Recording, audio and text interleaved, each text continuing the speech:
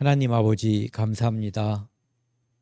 저희들에게 2024년을 허락해 주셔서 이 입으로 주님을 찬송하고 마음으로 주님께 영광을 돌릴 수 있는 기회를 허락해 주신 것을 감사드립니다.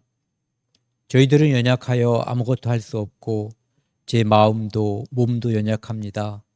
하나님께서 지켜주시고 인도하여 주시지 아니하면 저희들은 하루 1시간 1분 1초도 살 수 없는 그런 존재들입니다. 저희들에게 하나님의 영원하심과 우리의 유한함을 알게 해주시고 또한 우리 가족들을 사랑하는 그 마음을 주셔서 늘 전도하고 기도하는 저희들 되게 올 한 해도 인도하여 주옵소서. 특별히 우리 부모님들 건강과 구원을 허락해 주셔서 하나님께 영광에 돌아가는 뜻깊은 한 해가 되도록 도와주십시오.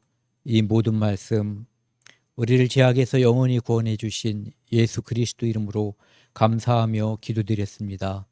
아멘. 안녕하세요. 이 공예배로는 이제 2024년 처음입니다. 그렇게 기다리던 건지는 모르지만은 2024년이 결국은 이제 오고 말았습니다. 그리고 벌써 3일째 지나가고 있어요.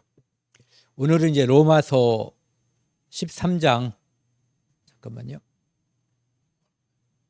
커서가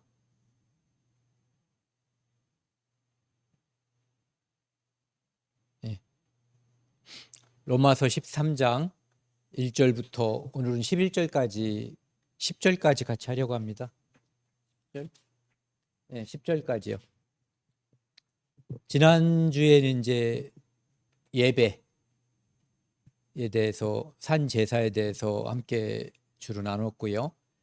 그 다음에 이제 오늘은 그리스도인이 국가 권력 또는 국가 권세에 어떤 태도를 취해야 하는가 이런 것과 그 다음에 그리스도인은 또 이 세상에서 살고 있잖아요. 그러니까 우리 이웃과 어떤 자세로 살아야 하는가. 실제로 굉장히 어려운 문제예요. 그래서 그런 문제에 대한 사도 바울의 성경의 가르침 이것에 대해서 함께 나누도록 하겠습니다. 이 13장 1절 말씀은 함께 같이 읽겠습니다. 각 사람은 위에 있는 권세들에게 복종하라. 권세는 하나님으로부터 나지 않음이 없나니 모든 권세는 다 하나님께서 정하신 바라. 하나님께서 사람을 만드셨거든요.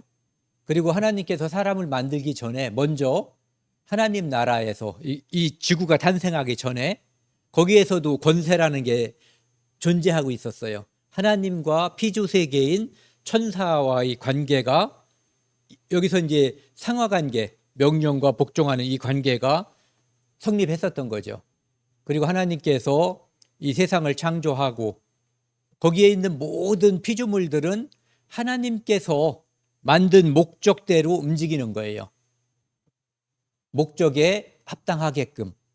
그리고 가장 나중에 만든 사람은 이제 사람과 하나님과의 관계도 있죠. 그래서 하나님께서 계명을 주셨죠.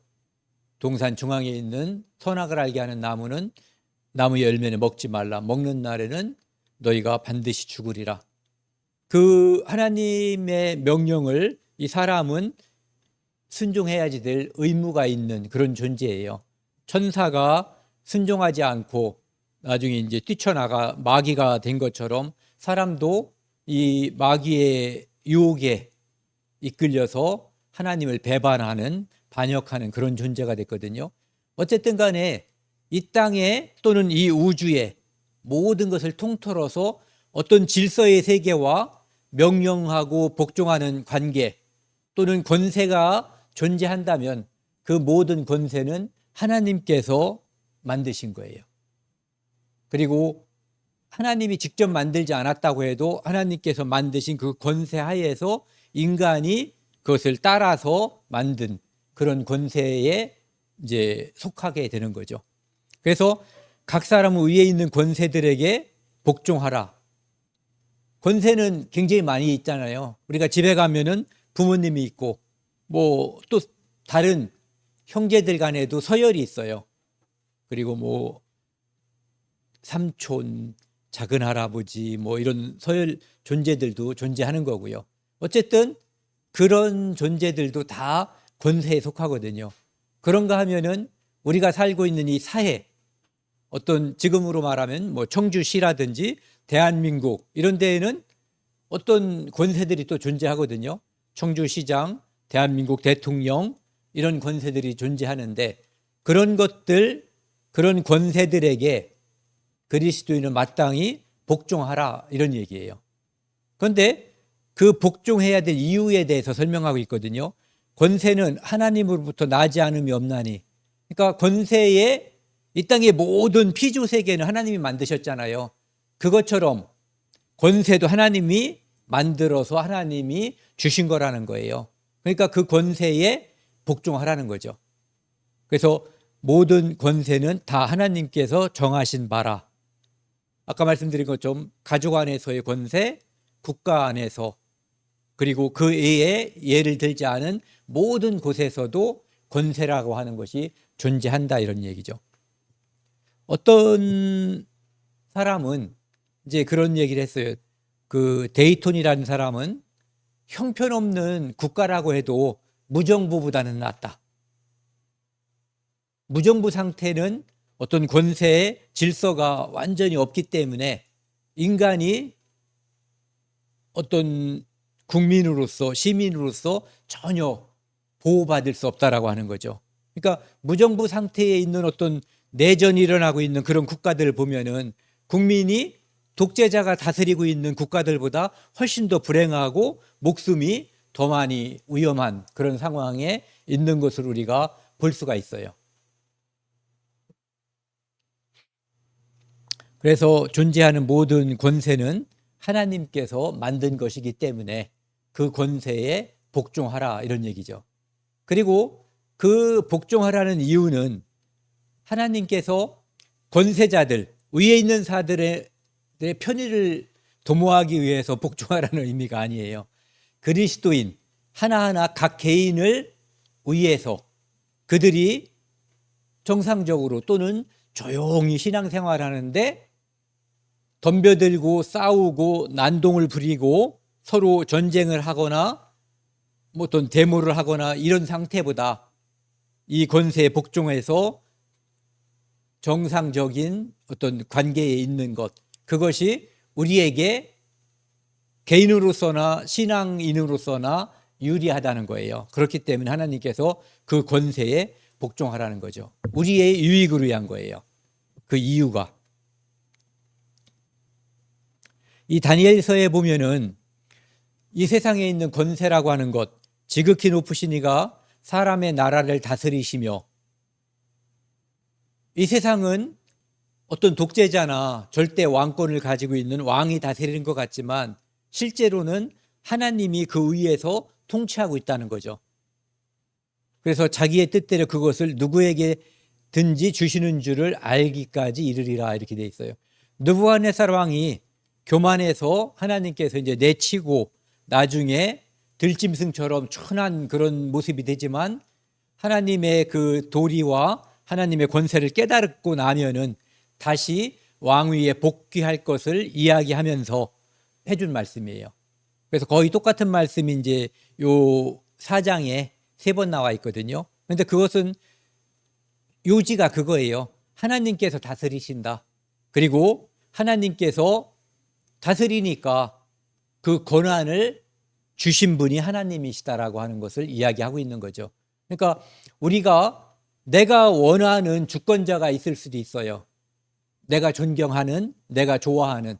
그런데 그렇지 않은, 마음에 전혀 들지 않는 주권자 또는 대통령, 수상, 왕 이런 사람이 내 위에 존재할 수 있다는 얘기예요. 하지만 그것을 허락하신 분이 하나님이시니까, 하나님이 그 권세를 주었으니까 복종하는 게 옳다 이런 얘기를 하는 거예요. 그런데 이제 그 복종의 범위가 어딘가에 대해서 이제 아까 좀 이따 그런 말씀드릴게요. 그 이유가 이제 여기 나와 있거든요. 디모데후서 2장 2절에 보면은 이는 우리가 모든 경건과 단정함으로 고요하고 평안한 생활을 하려 함이라. 그러니까 그리스도인이 이런 생활을 하는 데 있어서 높이 있는 권세들에게 복종해야 될 이유가 있고, 그 다음에 그들을 위해서 복종하는 것뿐만 아니라 기도하고 간구해야 될 이유까지도 있다는 것을 말하는 거예요. 그 이유는 우리를 위함이죠. 모든 경건과 단정함으로 고요하고 평안한 생활을 하려 함이라. 신앙인으로서 우리가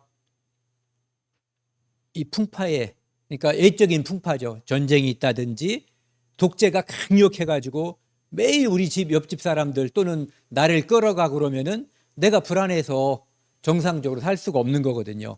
그런 것을 막아주는 것이 바로 권세에 복종하고 권세를 위해서 기도하는 것이다, 이런 얘기죠. 2절에 보면은요, 그러므로 권세를 거스리는 자는 하나님의 명을 거스름이니.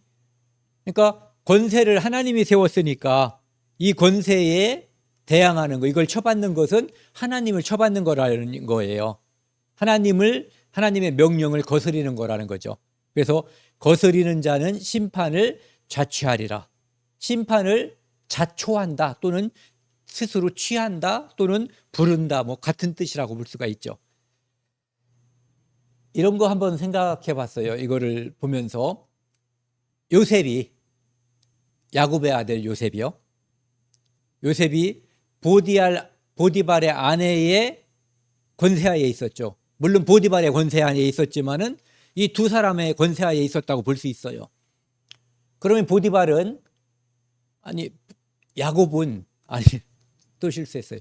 요셉은 보디발의 아내의 청을 거절하는 것이 올바른 것이었는가 생각해 볼 수 있잖아요. 왜냐하면 오늘 이제 우리가 생각해 보는 것이 권세라고 하는 거니까.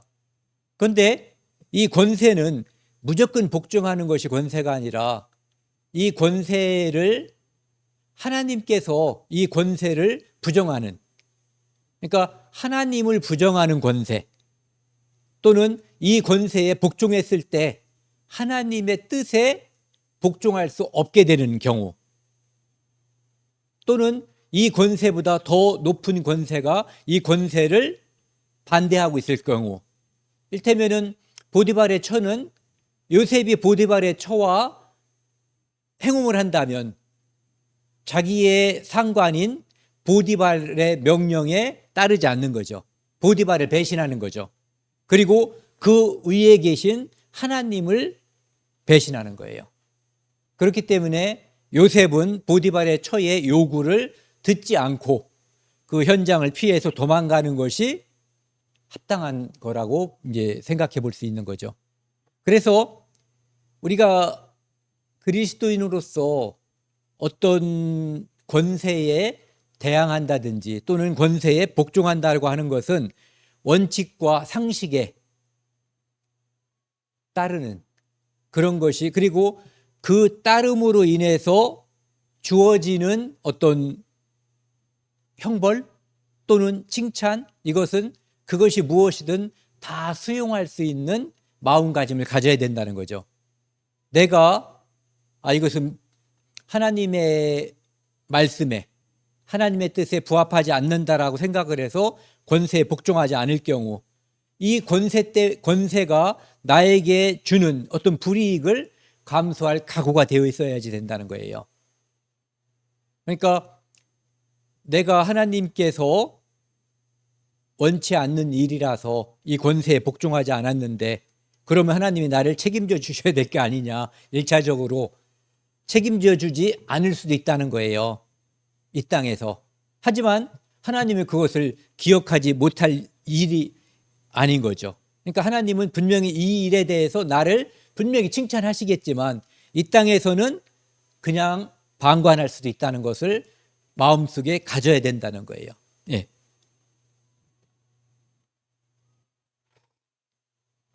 그래서 이 땅에서 우리가 권세에 복종하든 복종하지 않든 늘 하나님을 바라보는 그 시각이 있어야지 되는 거예요. 그래야만 내가 한 행동에 대해서 스스로 책임을 지고 그 스스로 진 책임에 대해서 하나님의 상급이 있어야 되는 거죠. 하나님의 벌이 있으면 안 되는 거고, 인간의 벌은 우리가 감수하더라도 하나님의 벌을 감수하는 행동을 해서는 안 되는 거예요. 하나님의 책망이 따르는 일은 선택해서는 안 되는 거죠. 여기 이제 사도행전 4장하고 5장에 보면은요, 그 권세자들, 그 당시에 어떤 사람들, 관리들이잖아요. 장로들, 대제사장, 이런 사람들은 이제 위에 있는 권세라고 볼 수 있어요. 그들이 이제 구원받은 성도들, 여기 나와 있는 이름으로는 베드로와 요한을 불러가지고 도무지 예수의 이름으로 말하지도 말고 가르치지도 말라, 이 명령을 받을 수 있어요, 없어요? 이 명령은 받을 수도 있고 받을 수도 없을 수도 있는 거예요. 그가 하나님의 명령을 더 우선하는 사람이라면 이 명령을 따를 수가 없는 거예요. 그래서 둘이 대답을 뭐라고 했냐면은, 하나님 앞에서 너희의 말을 듣는 것이 하나님의 말씀을 듣는 것보다 옳은가 판단하라. 나는 니들 말 안 듣겠다 이거죠. 설사 너희들에 의해서 내가 처벌을 받고 너희들 권세에 의해서 내가 불이익을 받더라도 하나님 말씀을 전파하겠다라고 단호하게 이야기하고 있는 거죠. 그리고 그 5절에도 보면은, 우리가 이 이름으로 사람을 가르치지 말라고 엄금하였을 때 이렇게 얘기했잖아요.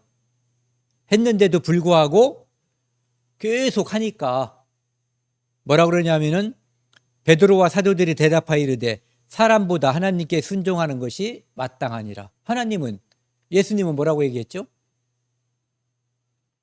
예루살렘과 유다와 사마리아와 땅끝까지 이 복음을 전파하라고. 전파하지 않는 것이 죄가 되는 거예요. 그런데 전파하는 것을 방해하는 그 명령에는 따라야 할 의무가 없는 거예요. 하지만 그것으로 인해서 파생되는 그 불이익, 뭐 감옥에 갇힌다든지 얻어맞는다든지 목숨을 잃는다든지 이런 것들은 본인이 감수해야지 되는 거예요. 그런데 그것에 대해서 하나님의 상이 있다고 하나님은 약속해 주시는 거죠. 그러니까 이 땅에서 이 사람들의 억압 때문에 복음을 전파하는 것을 피할 것인지, 이것은 본인이 선택하는 거고 그것에 대한 선택에 대한 책임은 본인이 지는 거예요. 그것이 선한 것이든 악한 것이든. 그런데 우리는 이런 말씀을 통해서 독재 정부에서 복음 전파하는 일을 금지한다면 우리는 복음 전파하는 일을 금지당하지 않는 거예요. 내가 하는 거죠, 그냥. 다만 이 권세에 복종하라고 하는 말씀보다 복음을 전파하라고 하는 하나님의 말씀이 우위에 있다는 것을 염두에 두고, 반복해서 말씀드리지만 그것으로 인해서 생겨나는 모든 일은 이 땅에서 내가 책임을 지는 거예요. 그리고 그 모든 것을 하나님께서 보고 계시다고 하는 것을 우리는 마음속에 담아둬야지 되는 거죠. 그렇기 때문에 순교자에 대한 특별한 보상, 이것이 하나님께서 약속해 주신 거죠. 두려운 거잖아요. 목숨을 위협한다고 하는 것, 목숨을 위협받는다고 하는 것은 매우 두려운 거예요. 그런데 목숨을 바치는 것, 그것은 하나님께서 칭찬하는 그런 일인 거죠. 그래서 이 사람들도 여기 나와 있는 베드로, 요한, 그다음 베드로하고 사도들이 이 복음을 전하지 말라고 하는 이 명령에 불복종했어요. 그리고 스데반도 불복종했죠. 그리고 그 후에 우리가 이름을 알 수 없는 수많은 선교사들이 이 말씀에, 인간의 권세에 불복종한 거예요. 왜? 하나님의 권세에 복종하기 위해서. 그 전에 한용운 씨 복종. 이 사람들의 말을 복종하면 내가 하나님의 말씀을, 물론 한용운 씨는 하나님을 염두에 둔 게 아니지만 사람의 권세에 복종하면 하나님의 권세에 복종할 수 없기 때문에 나는 이 권세에 복종할 수 없다라고 하는 것을 이야기하는 거죠. 그 다음에 3절 5절 말씀은요, 다스리는 자들은 선한 일에 대하여 두려움이 되지 않고, 내가 착한 일, 여기서 말하는 것은 꼭 복음 전하는 일이 아니어도 돼요. 인간이 볼 수 있는 인간과 인간과의 관계에서 착한 일을 말하는 거예요. 그것은 권세자들에게 아무런 거리낌이 되지 않는다는 거죠. 착한 일을 하는 것은. 악한 일에 대하여 되나니, 내가 나쁜 짓 하면 그 사람들 눈에 거슬림이 된다는 것을 말하는 거예요. 내가 권세를 두려워하지 아니하느냐, 하려느냐, 선을 행하랴. 이 권세에 의해서 내가 처벌받지 않으려면은 선을 행하라는 얘기예요. 여기서 말하는 선은 인간관계에 있어서의 일반적인 선을 말하는 거예요. 남을 도와준다든지 어려운 사람 도와준다든지 뭐 이런 것을 말하는 거죠. 그런데 거꾸로 내가 남의 걸 훔쳐온다든지 다른 사람을 이게 폭행을 가한다든지 이러면은 권세자들에게 또 경찰이라든지 이런 사람들한테 나는 걸려든다 이런 얘기를 하는 거죠. 그래야면 그에게 칭찬을 받으리라. 착한 일 하면은 인간 사이에서도 독재 정권이라고 해도 그 정권에 항거하는 게 아니고 그냥 사람들끼리의 착한 일을 하면은 칭찬을 받는 거예요. 예. 그걸 이야기하는 거예요. 그는 하나님의 사역자가 되어 하나님의 심부름꾼이 되어서 내게 선을 베푸느니라. 뭐 표창장도 줄 수가 있죠. 뭐 잘했다고. 다른 사람이 잃어버린 돈을 찾아줬더니 뭐 경찰서장이 뭘 한 장 주고 그런 일을 이제 말하는 거예요. 착한 일 베푸느니라. 그러나 내가 악을 행하거든 두려워하라. 그런데 내가 만약에 다른 집에 담을 넘었다든지 그랬다면은 경찰이 언제 나를 데리러 올지 두려워하라. 이런 뜻으로 생각해 보면 돼요. 그가 공연히 칼을 가지지 아니하였으니 수갑, 칼 이런 걸 말하는 거예요. 사람을 가두고 억압하는 그런 종류들. 곧 하나님의 사역자가 되어 하나님의 심부름꾼이 되어 악을 행하는 자에게 진노하심을 따라 보응하는 자니라. 그러니까 경찰 생각해 보면 우리가 이 말씀을 쉽게 이해할 수가 있어요. 그러므로 여기 5절은 같이 읽겠습니다. 그러므로 복종하지 아니할 수 없으니 진노 때문에 할 것이 아니라 양심을 따라 할 것이니라. 그러니까 하나님께서 또는 경찰서장이나 경찰이 나에게 뭔가 위해를 가할까 봐 나를 벌 줄까 봐 말씀을 그 권세에 순종하지 말고 거기까지 가면 안 된다는 거예요. 이것은 잘못된 거니까 양심에 따라서 행하라는 거죠. 그러면 그리스도인도 이 땅에서 특별한 일이 없는 한 이렇게 벌 받거나 우리가 신앙생활하는데 특별한 일이 벌어지지 않는다. 그래서 우리에게 평안히 신앙생활할 수 있다라고 하는 것을 신앙생활을 담보받을 수 있다라고 하는 것을 이야기하고 있는 거죠.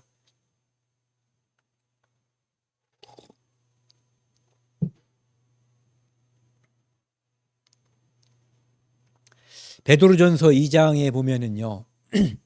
인간의 모든 제도를 주를 위하여 순종하되 이렇게 돼 있어요. 그러니까 인간이 만든 제도, 법이라고 생각하면 제일 우리가 편할 거예요. 그러니까 나쁜 짓 하지 말고 선한 일을 하고 이렇게 하면은 그 법에 저촉이 되지 않고 나를 이렇게 수갑채워서 끌고 갈 일 없다는 것을 염두에 두면 돼요. 혹은 위에 있는 왕이나 혹은 그가 악행하는 자를 징벌하고 선행하는 자를 포상하기 위하여 보낸 총독에게 하라. 그러니까 왕이든 총독에게든 우리가 선행을 하라는 거예요. 곧 선행으로 어리석은 자의 무식한 말을 막으시는 것이라. 우리가 그리스도인이 악행한다고 1세기 그리스도인뿐만 아니라 요즘도 직장에서 다른 사람보다 착한데 다른 사람들은 그리스도인을 욕하는 경향이 있단 말이에요. 그래서 악행을 한다고 모함을 받는 그리스도인들은 특히 이런 것을 명심해야지 된다는 거죠. 선행으로 어리석은 사람들, 하나님도 모르고 무엇이 참다운 선인지도 모르고 진리인지도 모르는 사람들이 무식하게 하는 그 말을 막기 위해서는 우리가 착해서 그 사람들이 우리한테 흠을 잡으려고 해도 잡을 수 없게 해야지 된다는 것을 말하는 거예요. 너희는 자유가 있으나 그 자유로 악을 가리는 데 쓰지 말고 그 자유로다가 악을 행하거나 악을 행해놓고 악을 가리는 데 쓰지 말라는 거예요. 그러니까 방종하지 말라는 거죠.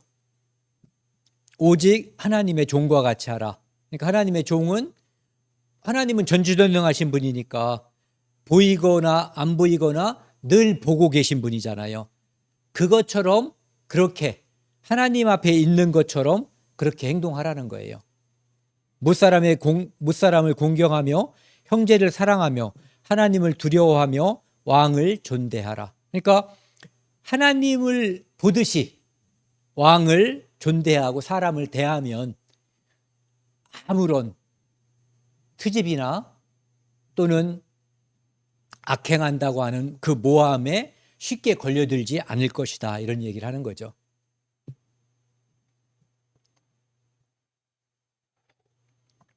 그러니까 그 뒤에 나와 있는 것처럼 죄가 있어서 맞으면 그것은 무슨 칭찬이 없잖아요. 그런데 애매히 고난을 받으면 하나님께 칭찬이 있다는 그 말씀을 염두에 두면 이 3절에서 17절까지의 말씀이 이해하기가 쉽죠. 예수님도 죄가 있어서 십자가에 못 박힌 게 아니거든요. 네. 그 다음에 인간 세상에서의 어떤 세금 이런 것들 있잖아요. 국가가 이렇게 부과하는 의무를 충실히 이행하라는 거예요. 조세를 바치는 것도 이로 말미암음이라. 그들이 하나님의 일꾼이 되어 바로 이 일에 항상 힘쓰느니라. 왕이나 이 사람들은 국민들한테 세금을 걷어서 또 국민들한테 베푸는 거잖아요. 그러니까 많은 사람에게 더 많이 걷고 부자에게, 가난한 사람에게는 걷지 않거나 조금만 걷어서 이것을 그래도 기본적인 삶을 살 수 있도록 평균케 하는 게 조세제도잖아요. 그러니까 그것을 알고 그것이 하나님을 대신해서 왕이나 총독이나 이런 사람들이 이 땅을 다스리는 것이라는 거죠. 그러니까 거기에 우리가 순종하고 협조해야지 된다는 것을 말하는 거예요. 그러니까 이 땅을 하나님께서 초월적으로 다스리시는데 사람을 통해서 다스리니까 그 권세 있는 사람들을 하나님이 세웠기 때문에 그들이 만든 어떤 제도에도 복종하라는 거죠. 모든 자에게 줄 것을 주되, 아무한테나 주는 게 아니라 뒤에 나와 있어요. 조세, 그 다음에 관세. 뭐 조세는 우리가 일반적으로 내는 세금이고 관세는 뭐 외국에서 뭘 들여오거나 뭐 할 때 내는 세금이죠. 어쨌든 그냥 세금 내라. 세금 떼먹지 말고 세금 내라는 것을 말하고 있는 거예요. 일반인들은 세금 다 못 떼먹잖아요. 네, 그냥 이미 다 세금 떼고 돈을 주니까. 그리고 두려워할 자를 두려워하며 존경할 자를 존경하라. 두려워할 자, 권세자를 말하는 거예요.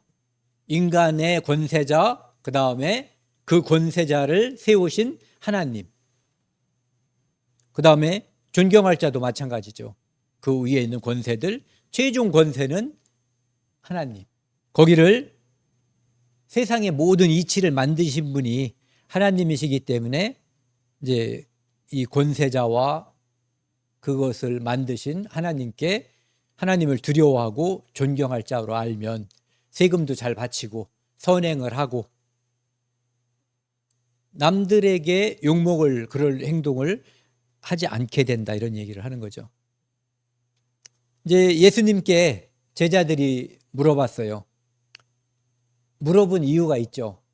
우리도 만약에 이제 일제시대에 일본 놈들한테 세금 내는 게 옳으냐 누군가가 물어보면은 예수님이 아닌 일반 지도자 같으면은 대부분 내지 말라고 했을 거예요. 그런데 예수님은 가이사의 것은 가이사에게, 하나님의 것은 하나님에게 바치라.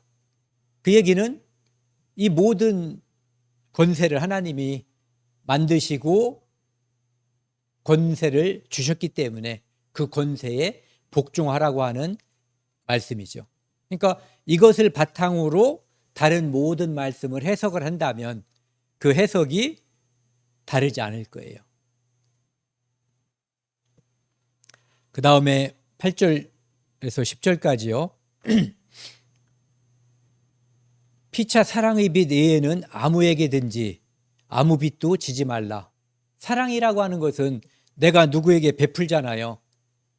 내가 누구에게 베풀고 그가 나에게 베풀면 그 베푸는 것을 아니 되옵니다 하면 돼야 안 돼요? 안 되는 거예요. 사랑은 베풀면 받는 거예요. 그리고 감사하고 내가 또 베풀 기회가 있으면 또 베풀면 되는 거거든요. 그러니까 사랑은 빚을 질 수밖에 없어. 저쪽에서 이미 시작을 해서 이미 줬기 때문에. 예수님이 십자가에서 나를 사랑하셨잖아요. 그러니까 이것을 받지 않는 것은 내가 잘못하는 거예요. 그렇기 때문에 사랑의 빚 말고 다른 거, 돈 거래를 통해서 하는 거, 다른 집에서 뭘 가져오는 거, 이런 것은 하지 말라는 거예요. 남을 사랑하는 자는 율법을 다 이루었느니라. 율법이 결국은 하나님 사랑, 이웃 사랑이잖아요. 그러니까 보이는 사람을 사랑하지 않고 어떻게 보이지 않는 하나님을 사랑하겠느냐라는 말씀처럼 여기에서 남을 사랑한다, 이웃을 사랑한다면 이미 율법을 다 이루었다는 것을 이야기하고 있는 거예요. 그래서 맨 끝에도 보면 그러므로 사랑은 율법의 완성이니라.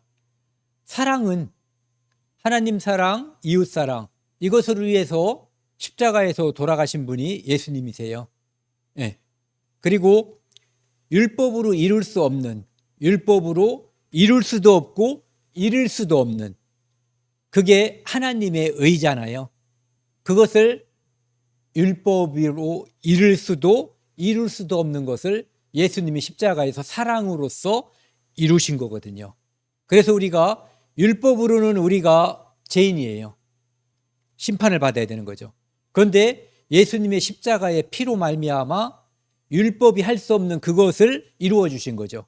뭐냐면은 의를, 예수 그리스도의 의, 거룩함을 우리에게 주셨고 우리에게 있는 죄와 허물을 예수님이 대신 뒤집어 쓰신 거예요. 그것으로 인해서 율법의 완성, 하나님의 의가 우리에게 옮겨온 거죠. 전가. 그래서 우리가 칭의에 의해서, 의롭다고 봐주심에 의해서 우리가 의롭게 된 거죠. 그래서 9절에 보면은 간음하지 말라, 살인하지 말라, 도둑질하지 말라, 탐내지 말라 한 것과 그 외에 다른 계명이 있을지라도, 이 세상에 수많은 계명이 있다고 해도 내 이웃을 내 자신과 같이 사랑하라 하신 그 말씀 가운데 다 들어있느니라. 이웃을 사랑하면 간음하지도 살인하지도 도둑질하지도 탐내지도 않고 할 거라는 거죠. 그러니까 이것을 실천하면, 그러니까 1계명부터 4계명까지는 하나님을 마음과 몸 모든 것을 다해서 하나님을 사랑하라는 거고, 5계명부터 10계명까지는 내 몸과 마음을 다해서 내 이웃을 사랑하라는 거잖아요. 그러니까 사랑은 모든 허물을 덮느니라. 그래서 하나님이 우리를 얼만큼 사랑했냐면은 독생자를 십자가에 죽여서 피 흘려서 우리의 죄를 용서할 만큼 사랑하신 거예요.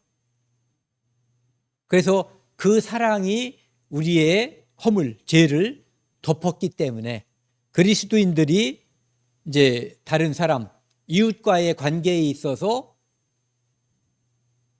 율법을 적용하면은 늘 막힘이 생기는 거예요. 뭔가 줘야지 될 게 있고 받아야 될 게, 거래가 생기는 거죠. 그런데 사랑으로 감싸면 모든 것이 사랑으로 끝나는 거죠. 그래서 맨 마지막에도 여기 사랑은 이웃에게 악을 행하지 아니하나니 그러므로 사랑은 율법의 완성이다, 이렇게 되어 있죠. 이 마태복음 22장에 보면은요, 이제 예수님께 어느 계명이 크냐 이렇게 이야기하니까 질문한 거죠.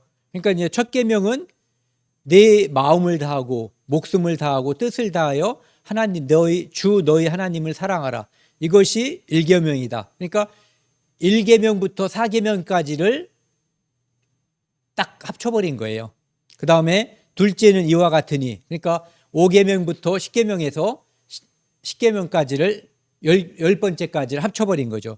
내 이웃을 내 자신과 같이 사랑하라 하셨으니 이 두 계명이 온 율법과 선지자의 강령이니라. 그러니까 요 두 가지, 그러니까 하나님 사랑을 받은 자는 이웃 사랑을 해야 할 의무가 있다라고 하는 것을 이야기하는 거예요. 그것이 매우 어렵고 힘들지만 하나님께서 우리에게 요구하시는 거예요. 왜냐하면 불가능한 것이 아니라 회피하는 거거든요. 그래서 오늘은 여기까지 하고요. 다음 시간에는 이 13장 11절부터 14절까지 4절을 할 거거든요. 여기가 말씀을 함께 나누고 싶은 내용이 더 많아서 오늘은 1절부터 10절까지 했고요. 다음 주에는 11절부터 14절, 4절을 하겠습니다. 그러니까 십자가의 사랑이 우리에게 오지 않았으면은 우리는 지금도 죄인이었다는 것을 염두에 둬야지 되거든요. 그렇기 때문에 그 사랑을 받은 사람에게만 하나님이 그것을 요구하시는 거예요. 다른 사람에게 이것을 요구하지 않거든요. 그러니까 우리에게 먼저 사랑을 받은 우리에게 하나님께서 요구하시는 거죠. 여기까지 하겠습니다. 함께 기도하시겠습니다.